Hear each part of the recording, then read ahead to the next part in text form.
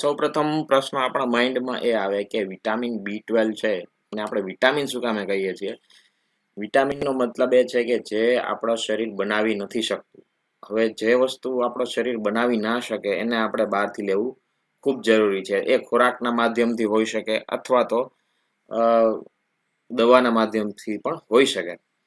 તો વિટામિનનો અર્થ આપણે જાણ્યો કે ભાઈ જે વસ્તુ જીવન જરૂરી છે પણ આપણું શરીર એને બનાવી શકતું નથી એ વિટામિન છે. હવે વિટામિન B12 વિશે આપણે જાણીએ કે વિટામિન B12 શું વસ્તુ છે.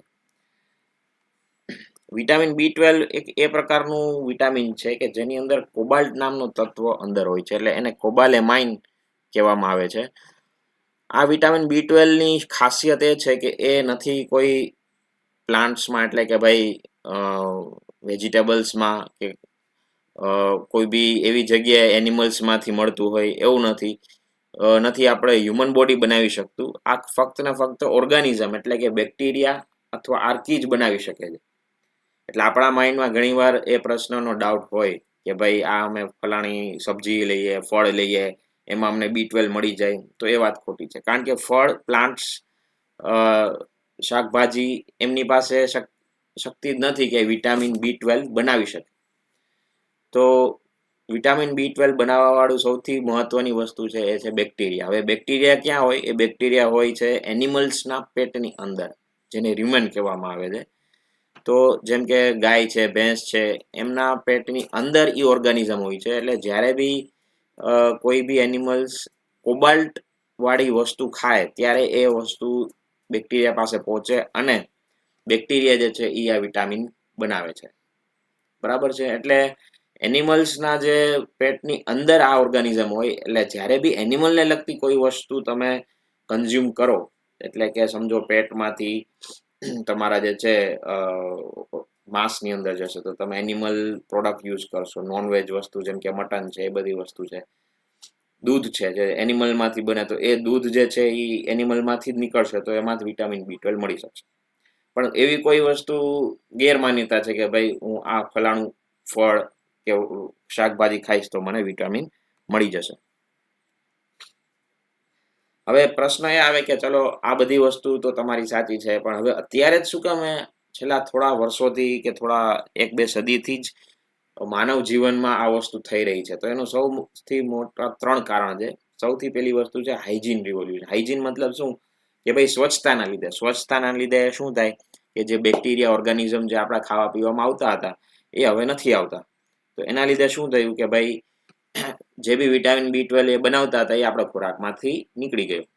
બરાબર. બીજી વસ્તુ છે ઇન્ડસ્ટ્રીયલ ફૂડ પ્રોસેસિંગ. હવે પ્રોસેસ ફૂડ આપણે વાપરીએ છીએ તો એની અંદર શું થાય કે કોઈ બી બેક્ટેરિયા કે એ વસ્તુને સ્થાન નથી, એટલે એ વિટામિન B12 ની ઉણપ કરશે. અને ડાયટરી શિફ્ટ, એટલે કે જે ભાઈ વેજીટેરિયન ફૂડ અને પ્રોસેસ ફૂડ તરફ આપણે વળ્યા છીએ, જેના લીધે બી વિટામિન B12 ની ઉણપ થવી સ્વાભાવિક વસ્તુ છે. હવે એક બહુ મહત્વનો પ્રશ્ન એ થાય કે વિટામિન B12 ચલો આપણા શરીરમાં આવે છે તો એ ક્યાં એબ્ઝોર્બ થાય છે? તો એક સિમ્પલ શબ્દમાં એનો ઈલાજ સાંભળીએ તો એ છે કે ભાઈ આંતરડાના સૌથી છેલ્લા ભાગમાં, જેને ઇલિયમ કહેવામાં આવે છે, કે જે આની અંદર તમે બ્લુ કલરમાં જોઈ શકો છો. બરાબર છે? આની અંદર જે છે આંતરડામાં અંદર વિટામિન B12 એબ્ઝોર્બ થાય છે. હવે આપણે આખી એની પ્રક્રિયા સમજશું કે વિટામિન B12 આવે ક્યાંથી અને ક્યાં જઈને એબ્ઝોર્બ થાય. પણ એક બહુ મોટો રસપ્રદ સમજવાની વસ્તુ એક છે કે આપણા બોડીની અંદર અમુક આંતરડાના ભાગની અંદર વિટામિન B12 બનતું હોય છે કે જેને કોલોન કહેવામાં આવે છે. તો આ કોલોનની પણ સૌથી મોટો વિરોધાભાસ એ છે કે આપણું એબ્ઝોર્પ્શન, એ શોષવાની શક્તિ જે હોય એ તો એની પહેલાના આંતરડાના ભાગમાં હોય છે. એટલે સમજી લો આ ફોટોની અંદર તમે જુઓ છો કે ભાઈ બનતું હોય વિટામિન B12 અહીંયા, પણ એ બધું જ મૂત્ર માર્ગને બહાર નીકળી જાય છે. પણ એબ્ઝોર્પ્શન તો અહીંયા ઇલિયમના ભાગમાંથી થાય છે. તો એ મોટો વિરોધાભાસ છે કે આપણે એબ્ઝોર્બ જ નથી કરી શકતા જે આપણું બોડીના ઓર્ગાનિઝમ કે બેક્ટેરિયા બનાવતા હોય છે.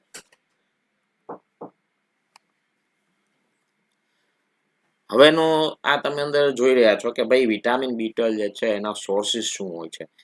સૌ પ્રથમ વસ્તુ જે મેં તમને પહેલા સમજાવી કે એનિમલ કે એના રિલેટેડ વસ્તુ હોય, તો સૌ પ્રથમ વસ્તુ છે કે ભાઈ માંસ, મછલી, ઈંડા અને દૂધની પ્રોડક્ટ્સ. બરાબર છે? તો એની અંદરથી વિટામિન B12 જે છે એ એબ્ઝોર્બ તમને મળી શકે છે.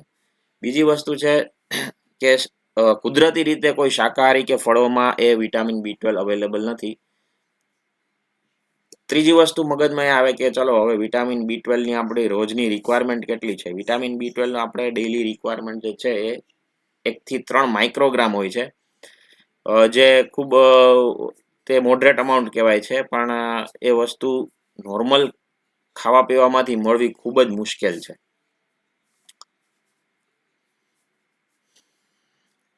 તો હવે રોજની આપણી જે જરૂરિયાત છે તે 1 થી 3 માઇક્રોગ્રામ છે, તમે સ્ક્રીન ઉપર જોઈ શકો છો.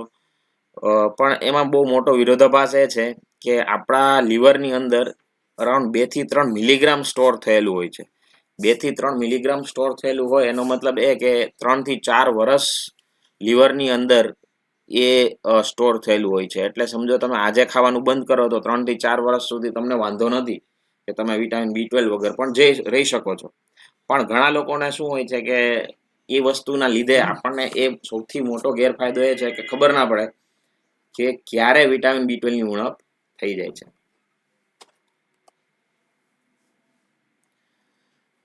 હવે આ ફોટાની અંદર તમે જોઈ શકો છો કે જે 2 ટાઈપના સોર્સિસ છે. એક ટ્રુ સોર્સિસ છે કે એનિમલ અને એના રિલેટેડ ફૂડમાંથી મળતું હોય, અને બીજો જે સૌથી મહત્વનો એક છે સુડો વિટામિન B12. સુડો એટલે શું કે ભાઈ ખોટો, ફેક, કે જેનું બહિરુપિયો કહી શકાય. તો એ ટાઈપનો વિટામિન B12 જે છે એ બી અવેલેબલ હોય છે. એ આપણના માઇન્ડમાં ઘણીવાર આપણને ખબર ના હોય કે ભાઈ આ સાચું B12 છે કે ખોટું છે.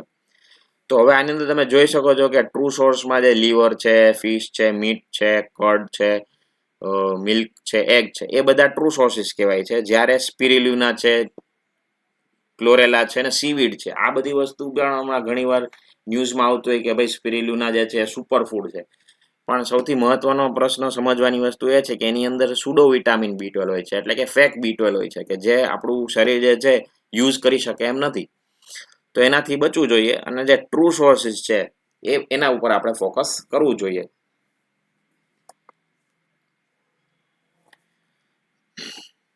હવે જે વિટામિન B12 જે છે એના આપણે પ્રોસેસ આખું સમજશું, પણ સૌ પ્રથમ એના શોષણ વિશે થોડું જાણી લઈએ કે 2 રીતના એનું શોષણ થતું હોય છે. એક છે નિષ્ક્રિય રીતના શોષણ અને એક સક્રિય શોષણ. નિષ્ક્રિય એટલે ઇનએક્ટિવ અને સક્રિય એટલે એક્ટિવ. તો નિષ્ક્રિય શોષણમાં શું હોય કે બહુ મોટા પ્રમાણમાં વિટામિન B12 આપણા શરીરમાં આવે, એ ડાયરેક્ટ જે છે એબ્ઝોર્બ થઈ જાય. એ મોઢામાંથી ડુઓડેનમ કે ઇલિયમ એટલે આંતરડાના છેલ્લા ભાગમાંથી થતું હોય છે. જ્યારે એક્ટિવ એબ્ઝોર્પ્શન કેમાંથી થાય છે? એ ફક્ત ને ફક્ત ઇલિયમ એટલે કે જે આંતરડાનો છેલ્લો ભાગ છે એમાંથી જ થઈ શકે છે. તો સૌપ્રથમ વસ્તુ આપણે બહુ શોર્ટમાં, તમને બહુ ટેકનિકલ વસ્તુ છે એટલે શોર્ટમાં તમને હું વિટામિન B12 નું કઈ રીતના પાચન થાય છે એ આપણે સમજીએ. તો સૌપ્રથમ જે છે તે પેટની અંદર જાય છે. એમાં જે પદાર્થો સાથે એટેચ્ડ હોય એને વિટામિન B12 જે છે એ આપણા પેટના જે એન્ઝાઇમ્સ છે એ એના ઉપર કામ કરશે. પેટનો એસિડ કામ કરશે એટલે એ ખાવા પીવાના પદાર્થમાંથી છૂટું પડશે. બરાબર છે? તો એ જે છૂટું પડશે ત્યારેથી એનું પ્રોસેસ આખી ચાલુ થાય. તો હવે વિટામિન B12 એવી વસ્તુ છે કે એ તરત જ એસિડ એને ડિસ્ટ્રોય કરી શકે. તો પેટની અંદર જે ખાવા પીવામાંથી છૂટું પડે એટલે એને એક હેપ્ટોકોરિન નામનો તત્વ છે એની સાથે જોઈન્ટ થઈ જાય, જેનાથી એને પ્રોટેક્શન મળે. હવે હેપ્ટોકોરિન સાથે જોઈન્ટ થયા પછી એ જશે નાના આંતરડામાં. નાના આંતરડામાં શું થશે કે જે પેન્ક્રિયાસ નામનો જે આપણું ઓર્ગન છે એમાંથી ટ્રિપ્સિન નામનું તત્વ નીકળે. એ તત્વ જે છે એ હેપ્ટોકોરિનને છૂટું પાડી અને ઇન્ટ્રિન્સિક ફેક્ટર કરીને એક ફેક્ટર હોય એની જોડે જોઈન્ટ કરાવે છે. એ જોઈન્ટ થયા પછી એ જે છે આંતરડાના જે છેલ્લા ભાગમાં જઈ એબ્ઝોર્બ થાય છે. તો વધારે ટેકનિકલ વિશે સમજવા કરતા હવે આનું શું મહત્વ છે એ આપણે જાણીએ કે હવે આખી પ્રોસેસમાં જે છે પેટનો બહુ મહત્વનો ભાગ છે, નાના આંતરડાનો મહત્વનો ભાગ છે. એટલે કોઈ બી એવી વસ્તુ તમે કરો કે જે એની સાથે ઇન્ટરફિયરન્સ કરે, જેમ કે પેટ સાથે ઇન્ટરફિયર થાય, નાના આંતરડામાં ઇન્ટરફિયર થાય, તો જે છે એબ્ઝોર્પ્શન B12 નું નહીં થાય. હવે કેમ જાણે અત્યારના સમયમાં આપણે એસિડિટી ઓછી કરવા માટે દવા લેતા હોઈએ છીએ કે ભાઈ ચાલો પેન્ટોપ્રાઝોલ છે કે એવી દવા લઈ લીધી, તો જે એસિડ ઓછું થશે તો શું થશે કે ભાઈ વિટામિન B12 ખોરાકથી છૂટું જ નહીં પડે, તો એટલે એબ્ઝોર્પ્શનમાં પ્રોબ્લેમ કરશે. અમુક લોકોને જે નાના આંતરડાની જે છે બીમારીઓ હોય, એબ્ઝોર્પ્શનના પ્રોબ્લેમ હોય, તો એની અંદર બી એ જ પ્રોબ્લેમ થાય કે એ જે છે B12 એબ્ઝોર્બ ના થઈ શકે.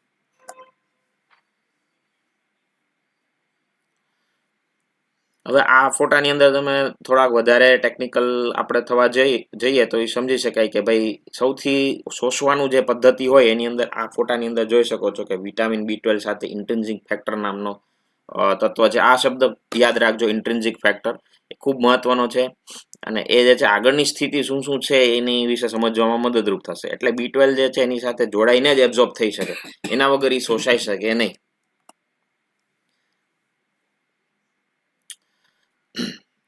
એટલે હવે એક બીજી મહત્વની વસ્તુ છે કે આપણું શરીર એટલું અદ્યતન ટેકનોલોજી વાળું છે કે એ પોતાનું જ B12 જે છે એ રિસાયકલ કરશે. આપણે સમજતા હોય ને કે પાણી રિસાયકલ કરીએ, પ્લાસ્ટિક રિસાયકલ કરીએ, એ રીતના વિટામિન B12 એટલું શરીર માટે રેર વસ્તુ છે કે એ વિટામિન જે છે શરીર જ પોતે રિસાયકલ કર્યા કરશે. એટલે એની આખી આ પદ્ધતિ આની અંદર તમને દેખાડવામાં આવી છે. હવે B12 જે છે એ આપણા શરીરમાં જઈને 2 થી 3 અલગ અલગ રીતના યુઝફુલ થતું હોય છે. એમાં જે છે એક છે 2D એડિનોસિલ, એક છે મિથાઇલ કોબાલેમાઇન અને એક છે હાઇડ્રોક્સી કોબાલેમાઇન. બરાબર છે. હવે આની અંદર આપણે વધારે સમજવાની વસ્તુ એ છે કે હવે વિટામિન B12 શરીરમાં જઈને કરે છે શું? તો કે વિટામિન B12 જે છે એ મિથાઇલ નામનો તત્વ જે હોય એને અલગ અલગ જગ્યાએ પહોંચાડવાની સહાયક છે. તો એ મિથાઇલ નામના તત્વથી શું થાય? મિથાઇલ નામના તત્વથી જે છે આપણી નસની આજુબાજુનું જે લેયર હોય એ બનવામાં મદદરૂપ થાય. DNA સિન્થેસિસ હોય, DNA આપણા શરીરના કોષના દરેક ભાગમાં DNA હોય, તો DNA ને બનવા માટે પણ એ ખૂબ જરૂરી છે. હવે આપણે જે છે સમજો એબ્ઝોર્બ થઈ ગયું છે, લોહીની અંદર જાય છે. હવે લોહીની અંદર આપણે જે B12 ફરતું હોય એ બે અલગ અલગ રીતનું, એક એક્ટિવ હોય અને એક ઇનએક્ટિવ હોય. એટલે કે ટોટલ વિટામિન B12 હોય. એટલે આપણે જનરલી જે છે રિપોર્ટ કરાવતા હોય એ ટોટલ વિટામિન B12 નો હોય. તો જે ટોટલ વિટામિન B12 હોય એ હેપ્ટોકોરિન સાથે એટેચ્ડ હોય. એનાથી શું થાય કે ભાઈ એ આપણને આખું વિટામિન B12 ની જાણકારી મળવાથી એનો કોઈ મતલબ નથી. આપણને એક્ટિવ B12 કેટલું છે, આપણને જે યુઝફુલ હોય તો એ ટ્રાન્સકોબાલેમાઇન 2 સાથે એટેચ હોય છે. તો એના વિશે શું એનું મહત્વ છે એ આપણે આગળ જાણીશું.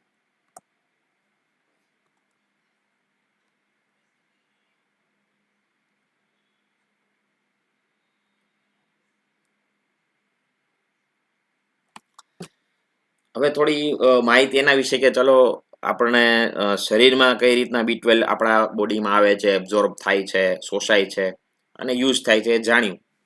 પણ મહત્વની વસ્તુ એ બી છે કે ભાઈ આપણે જે દવાઓ જે બનતી હોય છે એ બી કઈ રીતના બનાવતી હોય છે.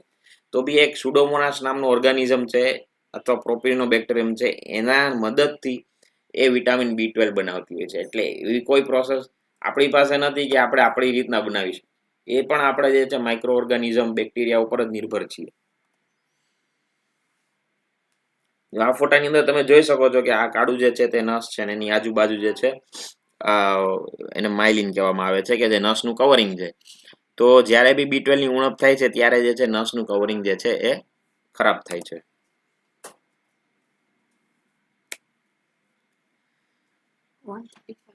હવે તમે જોઈ શકો છો કે આ ફોટાની અંદર બહુ કોમન પ્રશ્નો આપણા મગજમાં હોય કે ભાઈ વિટામિન B12 વિશે ઘણા 4 બહુ મહત્વના પ્રશ્નો જે મેં સાંભળ્યા છે એ છે કે શું વિટામિન B12 નું ઓવરડોઝ થઈ શકે?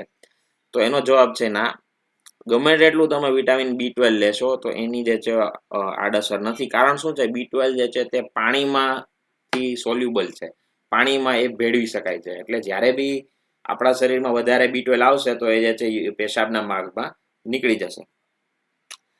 પછી એક પ્રશ્ન આવે, શું વિટામિન B12 જે ખોરાકમાં હોય એને અગર આપણે ગરમ કરીએ, એને આપણે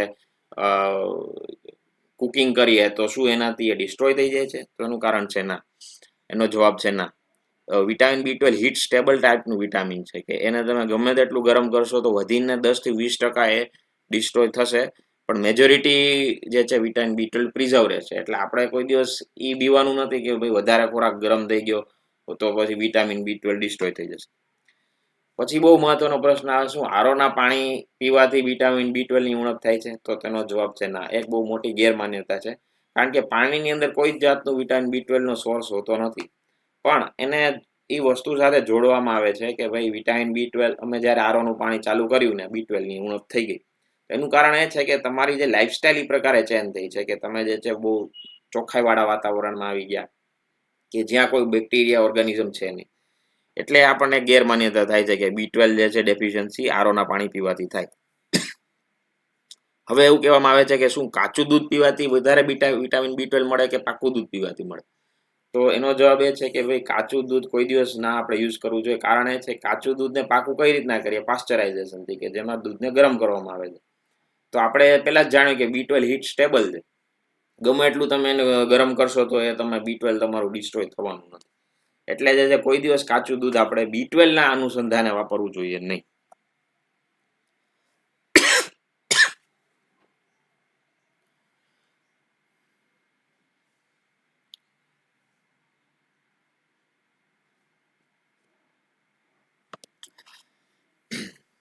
હવે આપણે જાણ્યું કે વિટામિન B12 શેના માટે જરૂરી છે કે ભાઈ DNA માટે જરૂરી છે, નસની આજુબાજુનું લેયર છે એ બનાવવા માટે જરૂરી છે, લોહી લોહીના ટકા મેન્ટેન કરવા, લોહીના ટકા વધારવા માટે ખૂબ જરૂરી છે. હવે અમુક જાતની જે બીમારી છે, મેં તમને પહેલા કહ્યું હતું કે ઇન્ટ્રિન્સિક ફેક્ટર નામના તત્વ વિશે તમે યાદ રાખજો, હું તમને ફરીથી યાદ કરાવીશ. તો હવે એના વિશે આપણે જાણીએ કે ઇન્ટ્રિન્સિક ફેક્ટર ઘણા લોકો એવા હોય કે જેની અંદર ઇન્ટ્રિન્સિક ફેક્ટર જન્મજાતથી નથી બનતો. તો એને એ લોકોને જે લોહીના ટકા ખૂબ ઓછા હોય તો એને કહેવામાં આવે છે પર્નિશિયસ એનિમિયા. શબ્દ સાંભળવામાં ખૂબ ટેકનિકલ છે, પણ ઘણા લોકોને જેન્યુન તકલીફ હોય છે કે ભાઈ ગમે તેટલું જે છે વિટામિન B12 લે એને ઉણપ જ થયા કરે. તો એવા લોકોને જે છે ઇન્ટ્રિન્સિક ફેક્ટરનો રિપોર્ટ કરાવવો ખૂબ જરૂરી છે.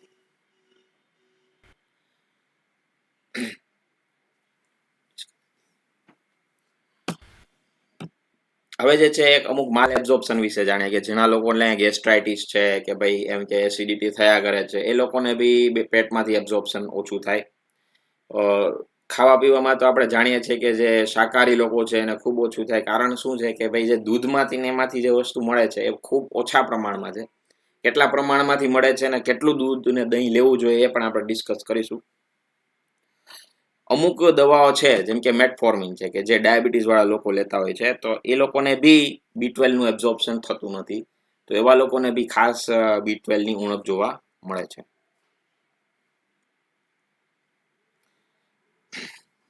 આના વિશે આપણે જાણ્યું કે ભાઈ શેના માટે. હવે કોમન પ્રશ્નો જે છે વિટામિન B12 ના કે શું વિટામિન B12 થી કમીથી કમજોરી અને થાક લાગે? તો હા, એનું કારણ હા છે. કારણ એ છે કે ભાઈ B12 ઓછું બનશે તો લોહીના ટકા ઓછા, જેને એનિમિયા કહેવામાં આવે છે, તો લોહીના ટકા ઓછા થશે. બીજી વસ્તુ છે નસોનું આજુબાજુનું કવરિંગ છે એ બી ઓછું થશે, એટલે જે છે થાક અને કમજોરી થશે. હાથ પગમાં સૂનપણ B12 ની ખામીના કારણે થઈ શકે? હા, તો તેનો જવાબ છે હા. કારણ કે વિટામિન B12 જે છે તે નસોની સુરક્ષા કરે છે, નસોનું જે લેયર હોય છે એને બનાવે છે. તો જ્યારે બી એ લેયર ખરાબ થાય એટલે હાથ પગમાં સૂનપન થાય, ઝંઝનાટી થાય, એનો અનુભવ થાય છે. એક પ્રશ્ન એ છે કે કયા લોકોમાં B12 ની કમી વધારે જોવા મળે છે? તો સૌ પ્રથમ તો શુદ્ધ શાકાહારી લોકો હોય કે જેને જે છે માંસાહાર જરાય નથી, એમાં B12 ની ઉણપ ખૂબ હોય છે. વૃદ્ધ વ્યક્તિ હોય કે જેમને B12 શોષવાની ક્ષમતા ઓછી થતી જાય, તો એમને જે છે B12 ની ઉણપ ખૂબ થાય છે. ડાયાબિટીસના દર્દી, જે હમણાં આપણે ડિસ્કશન કર્યું કે મેટફોર્મિન દવાના કારણે થાય. એસિડિટીની જે દવા ખૂબ લોકો લેતા હોય છે કે ભાઈ રોજ ચણા મમરાની જેમ એસિડિટીની ગોળી ખાતા હોય, તો એ લોકોને B12 જે છે તે ખૂબ જ ઓછું થઈ જાય છે. ગેસ્ટ્રિક ને આંતરડાની સમસ્યા ઘણા આપણા માઇન્ડમાં ના હોય કે ભાઈ ક્રોન્સ ડિસીઝ કરીને અમુક બીમારી હોય કે જે શોષવાની બીમારી હોય છે આંતરડાની, તો એ લોકોને B12 ની ઉણપ ખૂબ થાય છે. હવે વિટામિન B12 કયા ખોરાક મળે? આ પ્રશ્ન બહુ ખૂબ જ જરૂરી છે, ખાસ તો જે વેજીટેરિયન લોકો છે, શાકાહારક લોકો છે એમના માટે. કારણ કે એમને હંમેશા ડાઉટ હોય છે કે સાહેબ અમે શું ખાઈએ પીએ, અમારે B12 જે છે ખાવા પીવામાંથી જ લેવું છે, અમારે કોઈ જાતની દવા ખાવી નથી. તો એવા લોકો માટે મહત્વની વસ્તુ એ છે કે જે દૂધ જે છે એની અંદર એ રીતના હોય છે કે તમે મિનિમમ 300 થી 400 ml દૂધ રોજનું પીવો તો એની અંદર તમને જે છે એડિક્વેટ અમાઉન્ટ, કે જે 2 થી 3 માઇક્રોગ્રામ કહીએ છીએ, એટલું મળી શકે. અને જોડે જે છે તમારે 1 થી 2 કટોરી દહીં પણ ખાવું પડે. એટલે સમજી લો કે 2 ગ્લાસ દૂધ ને 2 ગ્લાસ દહીં, એટલું તમે ડેઈલી લેશો તો તમારું મેન્ટેનન્સ જળવાઈ રહેશે. પણ એનાથી જેની ઉણપ હશે એના માટે તો તમારે દવા કે ઇન્જેક્શન લેવું જ પડશે. પછી પ્રશ્ન એક બહુ મહત્વનો આવે છે કે ભાઈ દૂધ જે છે તે ગાયનું લેવું જોઈએ કે ભેંસનું લેવું જોઈએ? તો એનો જવાબ એ છે કે ભેંસના દૂધમાં વધારે વિટામિન B12 મળે છે કમ્પેર ટુ ગાયના દૂધમાં. એ બી અરાઉન્ડ 30 થી 40% વધારે મળતું હોય છે. પણ ભેંસના દૂધમાં એ ખાસિયત એ છે કે ફેટ પણ વધારે હોય છે. એટલે તમારે બેલેન્સ કરવું પડે કે ભાઈ એવું નથી કે તમે ભેંસનું દૂધ ચાલુ કરી દો તો તેનાથી જે છે તમારું B12 ઉણપ ઓછી થઈ જશે, પણ તમારું ફેટ વધી જશે. બાકી જે છે આપણે કોમન નોનવેજ સોર્સ છે એની અંદર માંસ મછલીમાંથી, ઈંડામાંથી તો મળી જ રહે છે. શુદ્ધ શાકાહારી લોકોમાં કેમ B12 ઓછું થઈ છે એ આપણે ડિસ્કશન કર્યું કે ભાઈ રોજના શાકભાજીમાંથી B12 મળતું નથી. તો સ્વાભાવિક વસ્તુ છે કે એ કમી થવી સ્વાભાવિક છે. હવે એમ પ્રશ્ન થાય B12 નો ટેસ્ટ કરાવવો તો ક્યારે કરાવવો અને શું કામ કરાવવો જોઈએ? સૌ પ્રથમ આપણે જાણીએ કે શું કામ કરાવવો જોઈએ. B12 ટેસ્ટ કરવાનું મેઇન કારણ એ છે કે ઘણા લોકોને સૂનપણ લાંબા સમયથી હોય. આપણા માઇન્ડમાં એવો ડાઉટ હોય કે ખરેખર સૂનપણ શેના લીધે છે? તો B12 નો ટેસ્ટ કરાવવો ખૂબ જરૂરી છે. જેમ કે હાથ પગમાં ઝંઝનાટી થાય, સતત થાક લાગે, આખો દિવસ ઉર્જા વગરનો જતો હોય, યાદશક્તિ તમારી ઓછી રહેતી હોય અને તમે ડાયાબિટીસથી પીડાતા હો તો તમારે B12 નો ટેસ્ટ રેગ્યુલરલી 6 મહિને કે વર્ષમાં એકવાર જરૂર કરાવવો જોઈએ. B12 ની કમી હોય તો ઇન્જેક્શનથી થાય કે ટેબ્લેટથી થાય? તો એનો જાણવા જેવો જવાબ એ છે કે જ્યારે નસને લગતા લક્ષણો આવે કે જેમ કે ઝંઝનાટી છે, ખાલી ચડવી, તો એનો મતલબ કે શરીર સિગ્નલ આપે છે કે B12 ઘણું ઓછું છે અને તમે ટેસ્ટ કરાવીને પણ ચેક કરી શકો છો. પણ છતાં ત્યારે ઇન્જેક્શન લેવું ખૂબ સારું હોય છે. જ્યારે કે હળવી સતત થોડો થાક લાગતો હોય, લોહીના ટકા થોડા ઘણા ઓછા થતા હોય તો તમે ગોળીથી કામ ચલાવી શકો છો. પછી કહેવામાં આવે છે કેટલા સમય સુધી વિટામિન B12 લેવું પડે? તો પ્રશ્નમાં એ રીતના છે કે ભાઈ જ્યારે બી તમને ઉણપ થાય તો કમસે કમ 3 થી 6 મહિના સુધી ગોળી તો લેવી જ જોઈએ કે જે તમારી ખામીને સુધારશે. પણ લાંબા ગાળા માટે તમારે મેન્ટેનન્સ માટે તમારા ખોરાકમાંથી તો મળશે જ, પણ અઠવાડિયે એકવાર તમે જો B12 ની ગોળી ખાઈ લો તો બી તમારું મેન્ટેનન્સ થઈ જશે. એટલે સિવાય કે તમે નોનવેજ ખાઓ અથવા શાકાહારીમાં તમે 2 ગ્લાસ દૂધ, 2 ગ્લાસ દહીં એટલું ખાઈ શકતા હો છતાંય ઉણપ થઈ શકે છે. એટલે તમારા અઠવાડિયામાં કમસે કમ 1 દિવસ ગોળી ખાવ તો એ મેન્ટેનન્સ ડોઝ તમારી પૂરી કરશે. વિટામિન B12 વધુ લેવાથી કોઈ નુકસાન થાય? તો એ આપણે પહેલા ડિસ્કસ કર્યું. વિટામિન B12 લેવાથી કોઈ નુકસાન નહીં થાય કારણ કે શરીર અને પેશાબના ભાગે એક્સ્ટ્રા B12 ને કાઢી નાખે છે. કયો પ્રકારનો B12 વધારે સારો? હવે આમાં 3 જાતના B12 આવે છે, પણ હવે શોર્ટ ડિસ્કશન આપણે કરીએ તો બેસ્ટમાં બેસ્ટ મિથાઇલ કોબાલેમાઇન કહેવાય કે જે નસ માટે ખૂબ જ ઉપયુક્ત છે, જે એ ગોળીના માધ્યમથી. પણ ઇન્જેક્શન જ્યારે લેશું ત્યારે હંમેશા હાઇડ્રોક્સી કોબાલેમાઇન હશે. હવે પ્રશ્ન એક બહુ મહત્વના લોકો પૂછે કે B12 ક્યારે લેવું જોઈએ? દિવસે લેવું જોઈએ, રાતે લેવું જોઈએ, ખાવા પહેલા લેવી જોઈએ, ખાવા પછી લેવું જોઈએ? તો બેસ્ટ એનો જવાબ એ છે કે સવારે નાસ્તા પછી લો તો તમને સૌથી બેસ્ટ એડવાન્ટેજ મળશે. એનું કારણ એ છે કે સવારે તમે નાસ્તો કરો એટલે શરીરમાંથી જે કોષોમાંથી ઇન્ટ્રિન્સિક ફેક્ટર મેં તમને યાદ રાખવાનું કીધું હતું એ વસ્તુ નીકળે એટલે ત્યારે જે છે એ B12 સાથે જોઈન્ટ થઈને સરસ શોષાઈ જાય છે. ઘણા લોકો જે છે B12 રાતના લેતા હોય. રાતના લેવાથી સૌથી મોટી નુકસાની એ છે કે એમ ઊંઘની સમસ્યા કરે છે, તમને જે છે એન્ઝાયટી થાય છે. એટલે બને ત્યાં સુધી B12 રાતે લેવાનું ટાળવું જોઈએ. હંમેશા જે છે તમે સવારે નાસ્તા પછી લેશો તો સૌથી બેસ્ટ શોષાશે. ડાયાબિટીસની દવા લેતા લોકો માટે બી ખૂબ જરૂરી છે કારણ કે મેટફોર્મિનથી B12 એબ્ઝોર્પ્શન ઓછું થાય છે. એટલે તમારે પણ B12 લેવું ખૂબ જરૂરી છે. B12 ની બીમારી વિશે તો આપણે ઘણીવાર ડિસ્કશન કરી લીધું. હવે એક મહત્વનો પ્રશ્ન એ થાય ઘણા લોકો વિટામિન B12 કરાવે પણ નોર્મલ આવે છે, પણ તકલીફ તો એવી ને એવી જ હોય છે. તો એવા લોકો માટે ખાસ મહત્વનો છે એક્ટિવ B12 નો રિપોર્ટ તમારે કરાવો કે જેને હોલો ટ્રાન્સકોબાલેમાઇન કહેવામાં આવે છે, કે જેનાથી તમને રિયલ B12 ની તમને ઉણપ છે કે નહીં એ ખબર પડે. એટલે ટોટલ B12 થી જે છે એ ભ્રામક રિપોર્ટ કહી શકાય. ઘણીવાર નોર્મલ આવે પણ તકલીફ હોય તો હંમેશા હોલો ટ્રાન્સકોબાલેમાઇન રિપોર્ટ કરાવો કે જે તમને એક્ટિવ B12 વિશે વધુ માહિતી આપશે. હવે આપણે અમુક પ્રશ્નો લેશું કે જે કમેન્ટ્સની અંદર આવ્યા છે.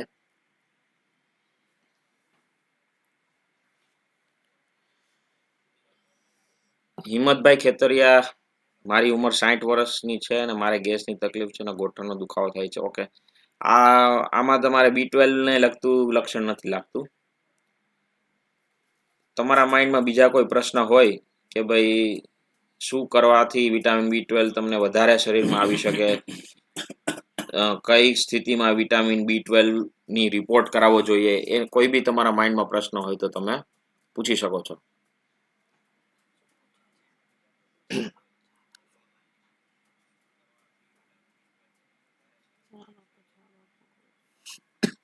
તમને ગાદી ખસી ગયેલી હોય તો એ L4-5 ડિસ્ક ખસી ગઈ હોય, હિતેશ ચૌહાણભાઈ, તો એ જે છે એ તમારે વિટામિન B12 ની ઉણપના લીધે હોય એવું માનવામાં નથી આવતું.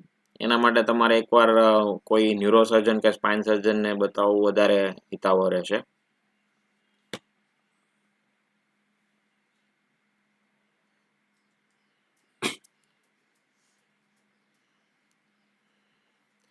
Okay, thank you so much guys, તમે બધાએ મને ખૂબ સપોર્ટ કર્યો.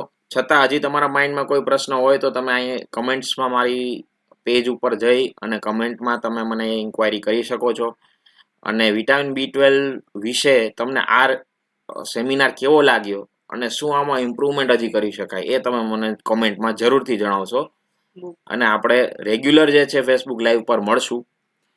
એક મહત્વની તમારા બધા માટે એક સારી ગિફ્ટ આપું છું. એક ઈ બુક તમને આપવાનો છું કે કમેન્ટની અંદર જે છે તમે ઈ બુક, મારી ફર્સ્ટ કમેન્ટ હશે પિન થયેલી, એની અંદર તમે જશો તો તમને એક લિંક મળશે. એ લિંક ઉપર ક્લિક કરશો તો તમને ઈ બુક તમે ડાઉનલોડ કરી શકશો. તો આ વિટામિન B12 વિશે ખૂબ જ રિસર્ચ કરીને બનાવેલી વસ્તુ છે, તો તમને જરૂર મદદરૂપ થશે. તો તમે એકવાર એ ડાઉનલોડ કરો અને તમને આખો એક્સપિરિયન્સ કેવો લાગ્યો, વિટામિન B12 વિશે તમને કાંઈ નવું જાણવા મળ્યું હોય કે જે તમે કોઈ દિવસ નથી સાંભળ્યું, તો જરૂર કમેન્ટથી મને જણાવજો. Thank you very much.